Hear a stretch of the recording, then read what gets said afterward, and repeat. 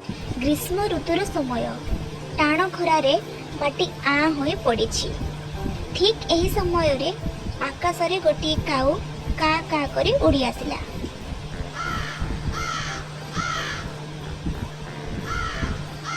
ताकू भारी शोष हैला। से कौन करिवो चिंता कला। केउठु पानी पीबो से विषय रे भाबुथाए। ठीक एही समय रे से जाई गोटे थुंटा गछरे बसिला। से मने मने चिंता करुथाए से केउठु पानी पीबो। शेषरे ता आखि को गोटे गाड़िया रे गोटे माठिया थिबारो देखिला। काऊ माठिया पाखकू जाई थंट बुड़ाइला। हेले माठिया रे पानी बहुत अल्प थिला। से मने मने चिंता कला केमिति से पानी पीबो। से जाई रास्तारू गोटे परे गोटे गुड़ी आनी से माठिया रे पकेइला। गुड़ी माठिया रे पकेइबारू माठियारो पानी पूर्ण हो गला। काऊ पेटे पानी पीला। काऊ पानी पी सारी मन खुशी रे